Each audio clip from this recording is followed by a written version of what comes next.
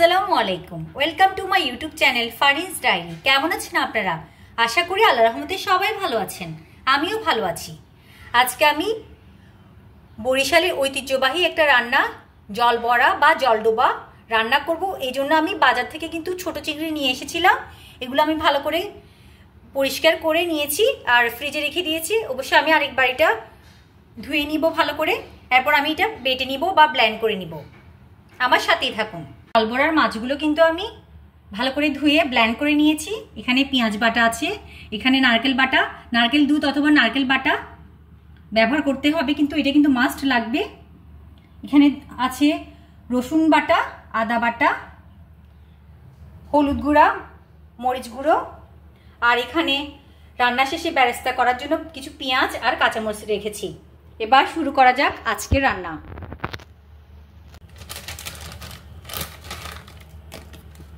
কিছুটা লবণ দিয়ে দিচ্ছি আমি। হলুদ গুঁড়া, মরিচ গুঁড়া আমি এখানে অ্যাড করছি না, এর বদলে আমি মাছের মশলাটা ব্যবহার করছি। এখানে সব কিছুই আছে।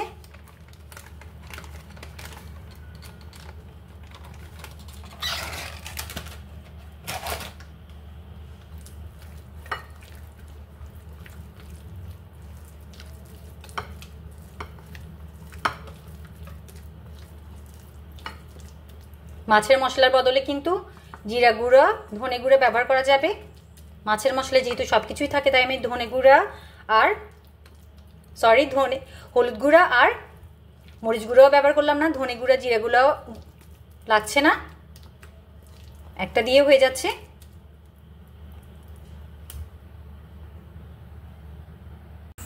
একটা পাত্র বসিয়ে দিয়েছি আমি।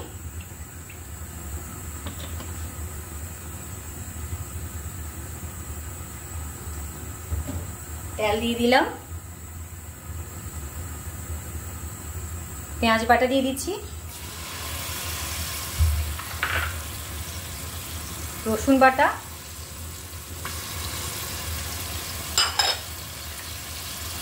আদা বাটা,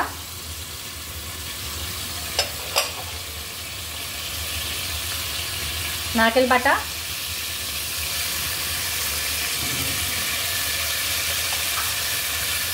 হলুদ গুঁড়ো। আমি একটু চুলাটা অফ করে দিচ্ছি, আমার চুলাটা যেহেতু একটু বেশি জ্বলে। মরিচ গুঁড়ো, আমার মরিচগুলো কিন্তু তেমন একটা ঝাল না।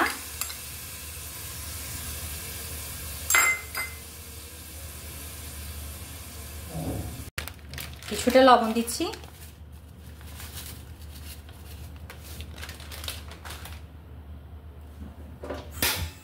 এবার আমি আবার চুলাটা জ্বালিয়ে দিলাম।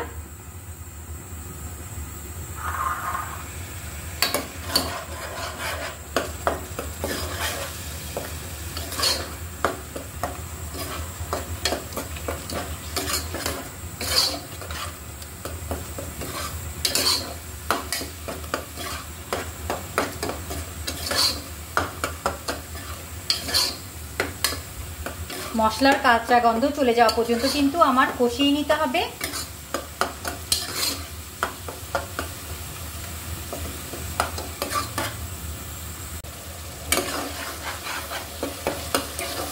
আমার মশলা কিন্তু অনেকটা কষে এসেছে, দেখতেই পাচ্ছেন তেল উঠে এসেছে।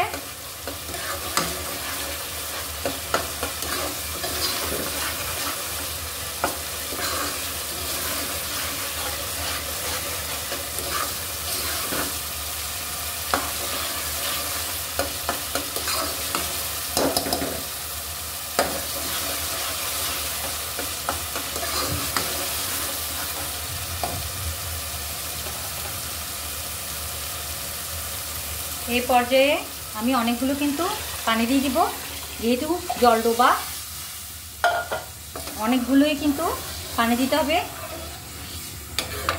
পানিটা ফুটে আসা পর্যন্ত আমার অপেক্ষা করতে হবে। এরপর আমি আস্তে আস্তে করে মাছের বড়াগুলো কিন্তু দিয়ে দিব। আমার ঝোলটা কিন্তু হয়ে এসেছে। এবার আমি এগুলো একটু একটু করে গোল গোল করে দিয়ে দিব, ছোট ছোট করে দিব। এগুলো হতে হতে কিন্তু বড় হয়ে যায়।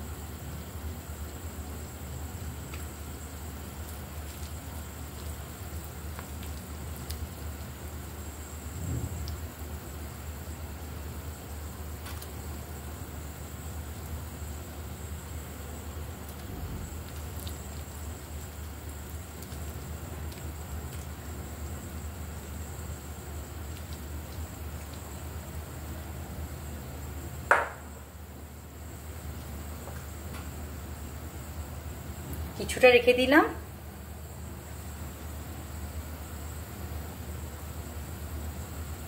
জলডোবাগুলো হতে হতে আমি এদিকে কিন্তু পেঁয়াজ বেরেস্তাটা করে নিচ্ছি। আরেক চুলায় বসিয়ে দিয়েছি।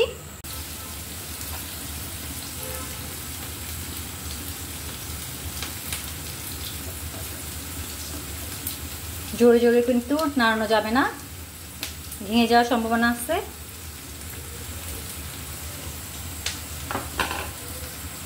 পেঁয়াজ কিন্তু হয়ে গিয়েছে। লাস্ট পর্যায়ে আমি কাঁচামরিচ কুচি দিয়ে দিব। কাঁচামরিচের কালার এবং ফ্লেভারটা যেন ভালো থাকে সেই জন্য আমি লাস্ট পর্যায়ে দিয়ে দিই। পেঁয়াজটা হয়ে যাওয়ার পরে কিন্তু জাস্ট হালকাভাবে নিয়ে নিতে হবে। চুলাটা অফ করে দিয়েছি। মরিচ আমি বেশি ভাজলে কিন্তু ভালো লাগে না। আপনারা ঝাল কম খেলে ঝাল কম দিবেন। আমরা একটু ঝাল বেশি খাই। চুলা কিন্তু অফ আছে।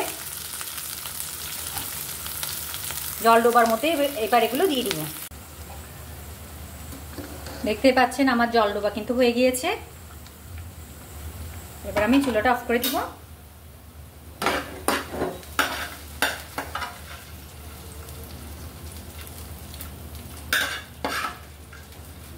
ভাজা পেঁয়াজ আর কাঁচামরিচ অ্যাড করে দিলাম।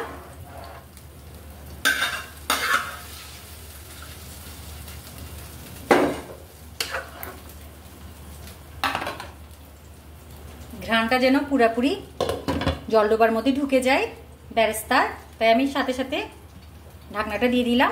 এভাবে কিছুক্ষণ চুলার মধ্যে রেখে দিব। এরপর আমি সুন্দর একটা বাটিতে নিয়ে আপনাদেরকে দেখাচ্ছি। আমার সাথে থাকুন। সুন্দর একটা বাটিতে নিয়ে নিয়েছি বরিশালের ঐতিহ্যবাহী রান্না চিংড়ির জলডোবা বা জলবড়া। আপনারাও কিন্তু ট্রাই করতে পারেন। এটা কিন্তু খুবই সুস্বাদু এবং মজার খাবার। আমি যদিও আজকে ফার্স্ট টাইম করেছি, আমি টেস্ট করে দেখেছি, খুবই মজা হয়েছে। আমার আরও পরেও কিন্তু করার ইচ্ছা আছে। সবাই ভালো থাকবেন, সুস্থ থাকবেন। আল্লাহ হাফিজ। আসসালামু আলাইকুম।